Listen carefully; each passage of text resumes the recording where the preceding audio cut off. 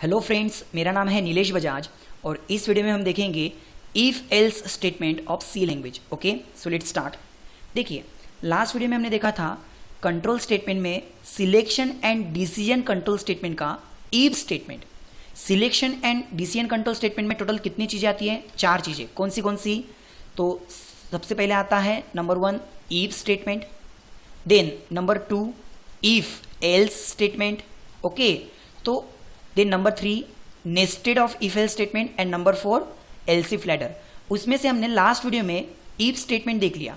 If statement कैसा था कि सिर्फ और सिर्फ उसके पास अगर कोई कंडीशन है, कंडीशन ट्रू रहने पे ही इफ स्टेटमेंट आउटपुट देगा, लेकिन अगर कंडीशन फॉल्स होती है तो इफ स्टेटमेंट कुछ न करते हुए सीधा आगे चला जाएगा। मतलब whenever there is condition and if that condition is true then only if statement execute the block, otherwise do nothing। कुछ नहीं करता था। तो उसी को ओवरकम करने के लिए हम किसकी मदद ले सकते हैं? इफ एल्स स्टेटमेंट की। इसका मतलब देखिए, फॉर एग्जाम्पल यहां पे क्या हो रहा है कि अगर आपकी कंडीशन ट्रू है, जैसे हमने पिछला प्रोग्राम लिया था, आपको यूजर से एक नंबर लेना है और अगर वो नंबर इवन है, मतलब नंबर को 2 से डिवाइड करके रिमाइंडर 0 आता है, तो आउटपुट क्या आएगा? It is even number. पर अगर नंबर इवन नहीं है तो कोई आउटपुट नहीं आएगा। That is if statement. जैसे कि अगर मैंने नंबर डाला 10, तो क्या ये 2 से डिवाइड करके रिमाइंडर 0 आता क्या? हाँ, तो ये इवन है।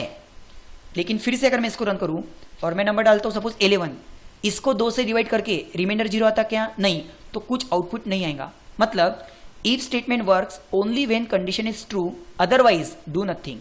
तो इसी ड्रॉबैक को दूर करने के लिए हम क्या यूज करेंगे? If else statement. कैसे? देखिए, जैसे फॉर एग्जांपल अगेन आपके पास में अगर प्रोग्राम में कंडीशन है तो ही हम इसका यूज कर सकते हैं। ओके, तो हर बार कंडीशन कौन रिप्रेजेंट करेगा? If statement. इफ और यहां पे आएंगे आपकी कोई ना कोई condition. If that condition is true then compiler will execute if block. अगर वो कंडीशन ट्रू है तो कंपाइलर किसको एग्जीक्यूट करेगा? इफ वाले ब्लॉक के स्टेटमेंट को। लेकिन इस बार अगर कंडीशन गलत हो गई तो कंपाइलर किसके पास जाएगा? एल्स वाले ब्लॉक के पास। और फिर एल्स के ब्लॉक में जो भी स्टेटमेंट रहेंगे वो एग्जीक्यूट होंगे। मतलब एक तो अगर कंडीशन ट्रू होती है तो आपको इसका आउटपुट मिलेगा, इसीलिए हम इसको ट्रू स्टेटमेंट बोल सकते हैं कि whenever there is condition and if that condition is true then compiler execute that true statement and when that condition is false, जैसी वो कंडीशन गलत होती है कंपाइलर इसको रन न करते हुए, क्योंकि कंडीशन अगर फॉल्स हो रही है तो कंपाइलर इसको स्किप करके किसके पास जाएगा? एल्स वाले ब्लॉक के पास। तो क्या हम इसको फॉल्स वाला ब्लॉक बोल सकते हैं? यस।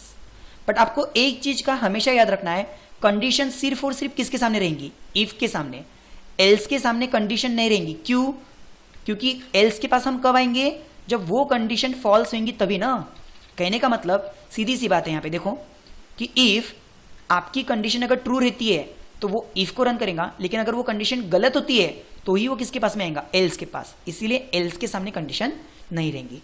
तो देखो, अब इस प्रोग्राम को हम कंटिन्यू करते हैं इफ एल्स के लिए। देखो, अगर आपका नंबर 2 से डिवाइड करके रिमाइंडर 0 आता है तो हम मैसेज कह देंगे इट इज इवन नंबर। लेकिन अगर आपका नंबर 2 से डिवाइड करके रिमाइंडर 0 नहीं आता है तो मैं यहां पे कौन सा कीवर्ड यूज करूंगा? एल्स। इसको बोलेंगे हम इफ एल्स। ओके, और यहां पे मैसेज क्या लिखेंगे हम? It is not even number, या फिर शॉर्टकट लिख सकते हैं इट इज ऑड नंबर। ऐसा भी तो हम लिख सकते हैं ना, it is odd number. Okay, ठीक है। तो देखो, अब हम प्रोग्राम को रन करते हैं।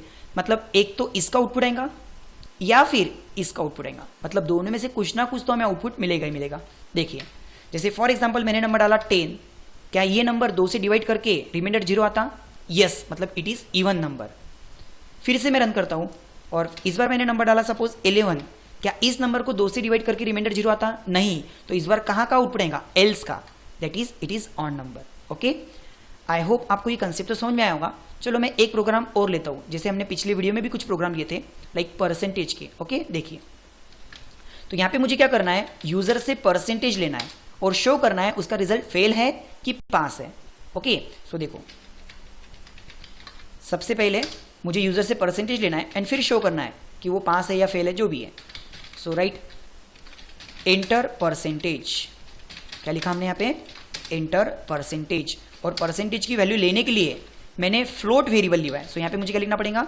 %f, at the address P। अब बस उसको चेक करो कि अगर परसेंटेज 35 से ज़्यादा है मतलब पास, नहीं तो एल्स फेल। सो यहाँ पे कैसे लिखेंगे कंडीशन, इफ, जैसा हम बोलते हैं ना हिंदी में, अगर परसेंटेज ग्रेटर देन और इक्वल्स टू 35 होंगे तो, या फिर अगर कोई मराठी साइडर है तो कैसा बोलेगा, जर परसेंटेज 35 पेक्षा जास्त असतील तर, बराबर है ना। तो अगर आपके परसेंटेज 35 से ज़्यादा है तो यहाँ पे मैसेज क्या आने को ना, रिजल्ट पास।